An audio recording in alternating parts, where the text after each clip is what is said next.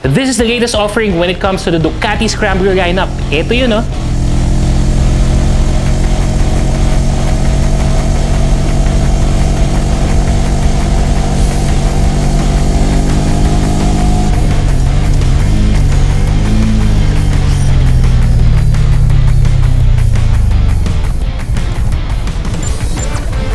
The Ducati Scrambler has been one of the iconic models or variants when it comes to the Ducati lineup. Good news dahil this time they launched the next-gen versions. We have the Icon, the Night Shift, tsaka itong hawak natin ngayon, the Full Throttle. Before we move on sa actual review ng unit na to, let me introduce to you the other variants ng Ducati Scrambler next-gen. First, we have the Icon. Ito yung more fun version nila. In the Philippines, we have the yellow version. It costs about 670,000 pesos. And then the next version, the Night Shift version, costs about 785,000 pesos. Ito naman yung combination of black and blue. It goes for that classy, elegant styling naman. And then itong hawak natin, the Full Throttle, is priced at 790,000. Ito naman yung version ng Scrambler that goes for that more sportier, faster look pagdating sa kanyang overall na forma and some of the basic functions and features na meron sa motor na to. Yun ang pag-uusapan natin, specific dito kay Full Throttle version. Pagdating sa looks, Scrambler type yan eh. Asahan na natin vintage talaga yan. It's just that style that never grows old. But when it comes to the next-gen version, specific to the Full Throttle, pag-usapan natin yung detalye ng kagwapuhan ng motor na to.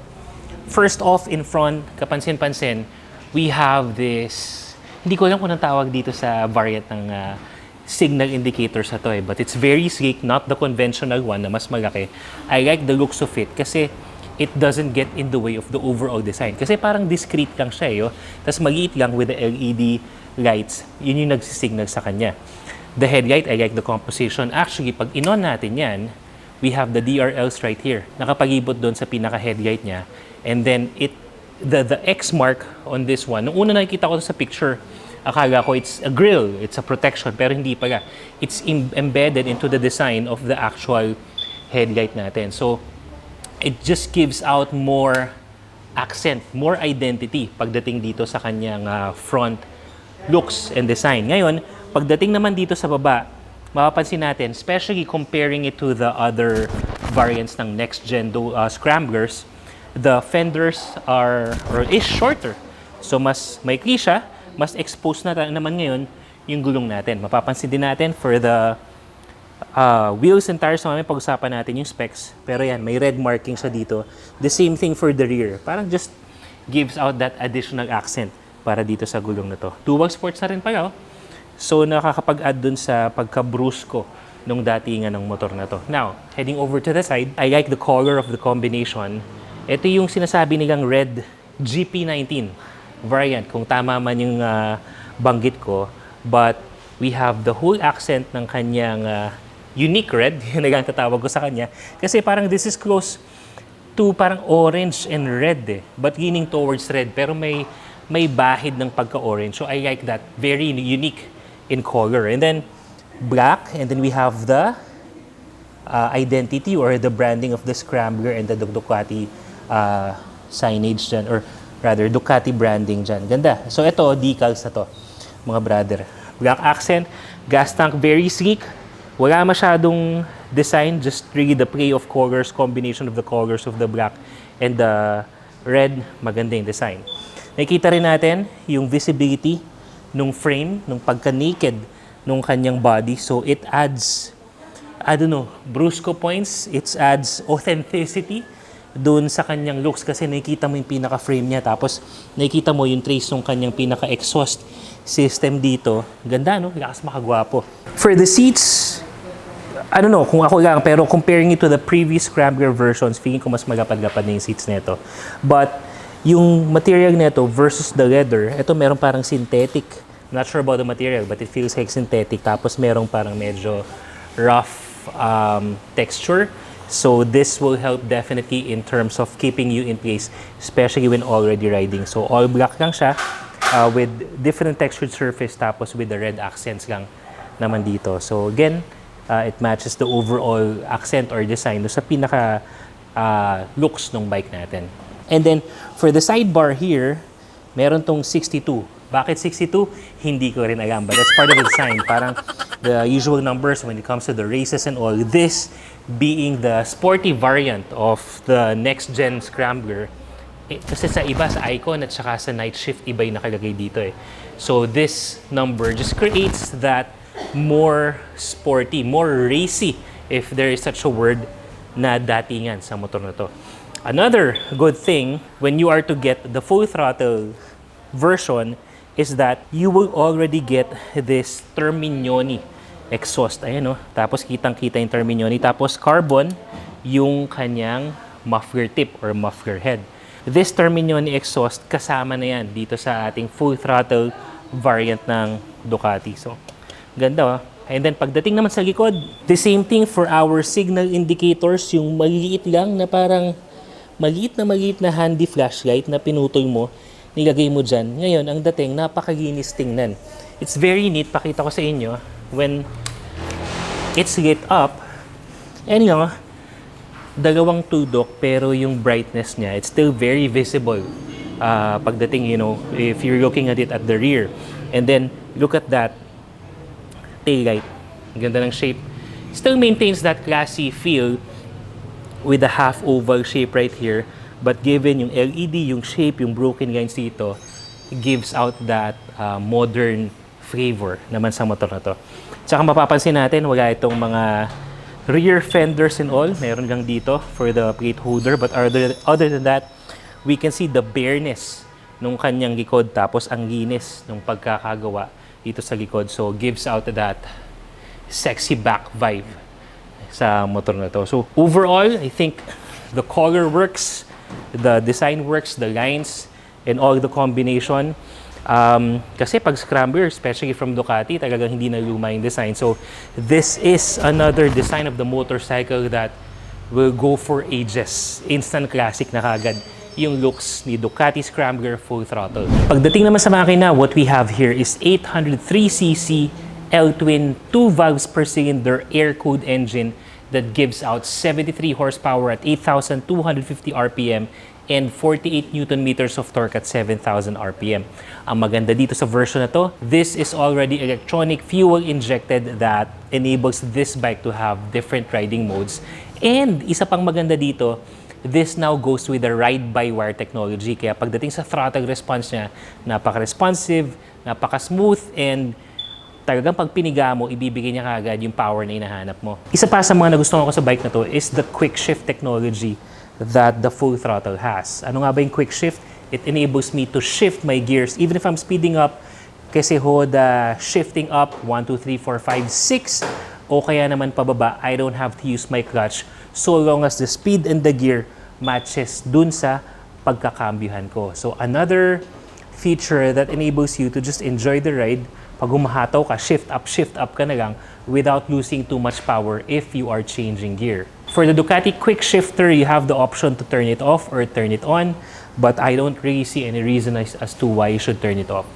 For more enjoyable riding experience, just turn it on. Nandyan yan eh. Alright, pag-usapan muna natin yung ride-by-wire and kung ano nga ba yung epekto nito sa Ducati natin. So, I brought this all the way from Bulacan all the way to Tarlac during the We Ride This One day for the Ducati Philippines, and masabi ko it is such an enjoyable ride.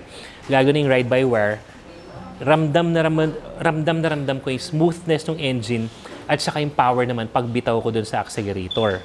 At first, medyo nag-hesitate ako because of I feel like this is a light bike. It's lighter in frame, hindi siya mukhang overwhelming, hindi siya mukhang mabigat. So I was hesitant at first na talagang ibira because I was concerned about the stability of the bike. Pero syempre, habang bumabiyahe tayo, we're trying to push the power and the speed kung hanggang saan nga ba itong si Scrambler natin. And I would say, even if I go faster and faster and faster, ramdam na ramdam ko naman yung stability ng bike. So even if I'm pushing the performance for the power, ramdam ko hindi siya wiggly, hindi siya ma-vibrate, enjoyable lang talaga siya. Makikita mo na lang yung speed mo or mapapansin mo lang yung speed mo pag tinignan mo yung speedometer mo. But if you're just riding it out and really just maximizing the power because of the stability of the bike and the smoothness of the engine, hindi mo mapapansin, mabilis ka na pala. Hindi ko na lang sasabihin ko na yung speed ko. Pero legal speeds pa rin naman tayo. This engine is also lighter in frame from what we have researched, yung pinaka-engine makeup natin. Mas magaan na siya ng mga 4 kilograms versus the other engine makeup ng mga Ducati Scrambler. So that in itself, syempre, power to weight ratio with the engine, mas nakatulong yun when it comes to the power that the Scrambler delivers. Syempre, when I rode this, sport mode na kagad. Kasi meron tong different riding modes as we have mentioned earlier. Mamaya mas pag-uusapan pa natin sa feature section ng review natin. But the sport mode, if you really want to maximize the power, have fun with the bike, and really gut it out and accelerate, go to sport mode. But the road mode, yung road riding mode nito is the tamer version. Mas safe, mas smooth lang yung acceleration nito kasi yung sport mode natin hataw kagad. Yun yung nabibigay ng electronic fuel injection, giving us those different riding modes. So, power, wala akong masasabi. Pagdating naman sa fuel efficiency, so far, eto, yung nakompute ko na fuel efficiency niya. And masasabi ko, for an 800cc bike, fair.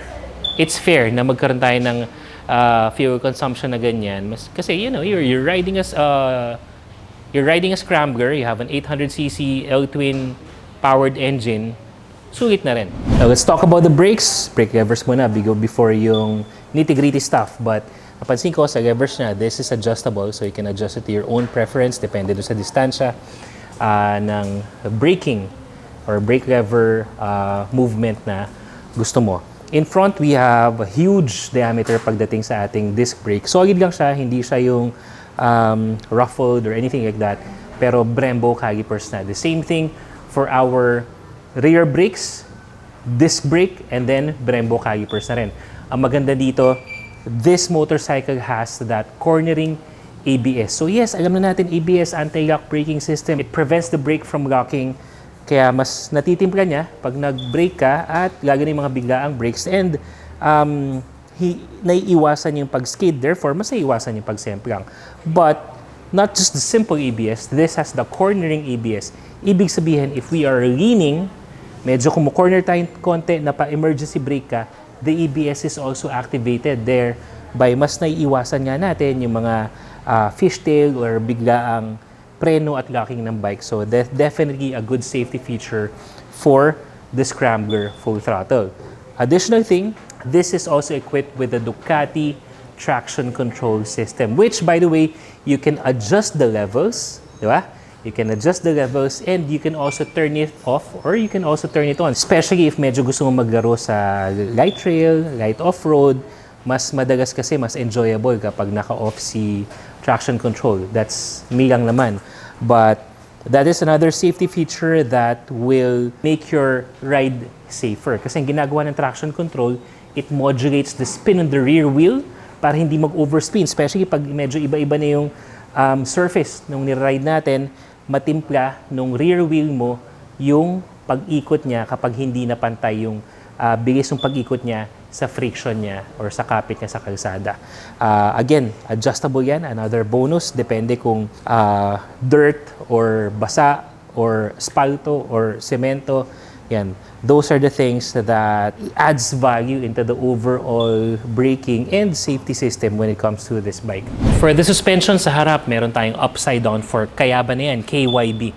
So normally, if it's upside down fork, the stress is napupunta dito, especially sa mga aggressive cornering. Dito yan napupunta. So, good thing, upside down fork na to. And then for the rear naman natin, we also have this suspension. Actually, maganda yung pagkakatago ng suspension dito. No? Ang ginis to tingnan. This is also KYB or Kayaba shocks. Pre-load adjustable na yan. So, when I rode this, I did not do any adjustments. For the record, I am about 99 kilos in weight. Sakto lang yung play niya. So, when I was cornering, hindi siya magalaw, hindi siya bouncy, but at the same time, when it comes to the minimal humps and mga konting-konting lubak lang naman, hindi naman siya ramdam. So, hindi ko pa to syempre nasabak sa mga mas rugged terrain, mas mabato. So I can't speak for that, but when it comes to masasabi nating normal road conditions with occasional bumps and humps, walang problema. Kayang-kaya. When it comes to the tires, right out of the gate, you will get the Pirelli MT tire. Sa harap, ang sukat ng gulong natin is 110 80 by 18. And then pagdating naman sa likod, we have 180 55 by 17. I can't say enough. All the traction that I need enables me to speed up. Even if I'm cornering a little bit, walang dulas. Wala nang masasabi. Makapit. Maganda. And again, proven naman na kasi ang Pirelli tire brand. Especially kung sasalpak mo pa dito sa Scrambler natin to match the suspension settings and the suspension performance, you will have an enjoyable ride. You would be able to speed up. You would be able to corner seamlessly at mag-enjoy ka talaga. Alright, features tayo mga brother, but before that, mention ko lang that the fuel capacity for this motorcycle is 13.5 liters. Nabanggit ko na kanina na ang consumption ko nito naglalaro between 17 to 18 kilometers per liter. So you compute that, 17 or 18 kilometers times the 13.5, malayo-layo na rin ang mararating mo on one single full tank. Mind you, yung 17 to 18 ko, karamihan doon wagwagan. I think you can still reach 19, 20, depende na lang talaga sa throttle control mo. And then for the other features, eto, sakyan ko na ha. Para upo na tayo. But what we have here is a completely digital TFT display. So right off the bat, we can see our fuel gauge, temperature, lights, indicators, gear, indicator or RPM, and syempre yung speed natin would appear here. Actually, maganda dyan. If we go into our menu, we will have the option to choose kung anong mga information ang gusto nating mas makita. Yan, so we already have the voltmeter right there. Pwede yan. And if we go into the info display, ayan o. So it's up to us kung ano yung mga mas ipa-priority natin na makita doon sa ating TFT display. So let's just say, for example, etong total natin, gagawin kong number 3. So ang nag-number 1 sa atin, kung mapapansin mo, is the range. So when we go back dito sa ating pinaka-main TFT display, yan na. Ito na kagad yung makikita mo. The range. Instead yung total na tinatakbo natin. So, it goes like that. Nasa sa'yo talaga yung option as to what you want to prioritize to see dito sa ating TFT display. Sisingit lang ako ng looks ng konti. I think having a fully digital TFT display for the Ducati Scrambler, yes, it's modern. It gives you all the information, all the specs that you need. But if we are talking about vintage type ng motorcycle, preferably me, I would still want to have that analog. Kahit sa RPM na lang sana. Yung analog na makita mo pa rin na manual na kumakarga yung RPM mo. Tapos siguro iba pa yung speedometer para, kumbaga, maintaining that vintage homage dun sa mga classic motorcycle looks katulad nito. But, you know, that's just me being picky. Yan, medyo nagpapakasila na lang ako. But going back to the feature, mga brother, nabanggit na nga natin kanina that this has different riding modes. Normally, I would go sport, but just to let you know, we also have a road riding mode. So this is the more, or rather the tamer one. And we will have the option, pagdating sa power, ang gusto mo ba, dynamic or smooth? Ayan o, di ba? Stig yan eh. So you can customize even the traction control. Pinakita na natin yan. You can turn it off and on, even the quick shifter. So you can basically customize the performance of the bike depending on your riding style. Diba? So from medium to high. So that in itself is a lot of value added into this bike. Kasi biriin mo, a lot of us riders would adjust to the specs of the bike, but this feature enables the bike to adjust to you. Kung ano yung mas gusto mong preference ng takbo, ng power delivery, ng traction control, that's a huge feature. And actually, yung mga ibang feature na banggit na rin natin kanina, on top of the bike na all LED na siya, so nabanggit na natin, di ba? We have the quick shifter, we have the traction control system, adjustable, and then we have all these modes and control right at your fingertips pagdating dito sa TFT display natin. That in itself, kumbaga, napakasulit ng bike na to. Imagine, For 790,000, you get all those features packed into this timeless bike, Ducati branded. Poging-pogi ka na talaga dito. Riding position, for those who are curious, I am 5'10" in height. You may use me as a reference. Kaya sinakay na natin itong ating Scrambler. Full throttle, abot na abot. I mean, this is Asian-friendly. Kayang-kaya ng maraming Pinoy, even those shorter riders.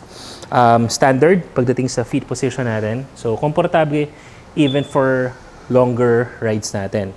The handlebar, medyo mababa to especially if we're going to compare this to the other versions or other variants ng Scrambler. Mas mataas ng konti yun tsaka mas malapad. The full throttle, since this is the sportier version of the three, medyo mas mababa. So, ang tendency nun, kapag mas mababa itong handlebar natin, tsaka medyo mas wide enough but not too wide, mas makokontrol natin when it comes to cornering, given that this is the more sportier between the three versions. So, it's lower yung handlebar niya, but it still gives you that comfort because I don't have to position myself aggressively, hindi ko kailangan yumuko, or I don't have to hyperextend my arms. Relax pa rin siya, but you will have the option of control when you are already cornering using this bike. Gaya ng nabanggit natin kanina, actually the frame, the lighter frame, the lighter engine, the lighter swing arm, magaan talaga tong bike na to. I mean, hindi siya intimidating gamitin even if you're just baguhan when it comes to handling big bikes. Hindi siya overwhelming. But, gaya ng nabanggit na rin natin kanina, even if it's lighter in frame, it has that very good center of gravity that makes the bike stable. Yun yung isa sa mga underrated na nagustuhan ko sa kanya. Na talagang stable siya, pero magaan. But even if you're speeding up, stable pa rin siya. So, even your passenger, ito yung ating angkasan. So, at least yung exhaust system natin is nasa ilalim ng paa ng ating pillion or ng ating angkas. But the seats are wide enough, so hindi ka may hirapang magpaalam sa misis mo if you really want to buy this bike. I think both of you will have a great time riding this motorcycle because of the comfort that it brings. Idagdag mo pa yung comfort when it comes to the play of the suspension. So, both you and your pillion, your passenger, will have a good time riding this bike. And that is our motorcycle feature for today, mga brother. Again, this is the Ducati Next Gen Scrambler Full Throttle variant. Para sa iba pang mga reviews, news, updates, and tips pagdating sa mga pagmumotor, be sure to follow lahat ng mga social media page natin katulad ng TikTok, Instagram, Facebook, and YouTube. Again, maraming salamat Ducati Philippines, Ducati Alabang, salamat sa bike. And check out all the Ducati branches if you really want to inquire one for yourself. Till the next video, mga brad.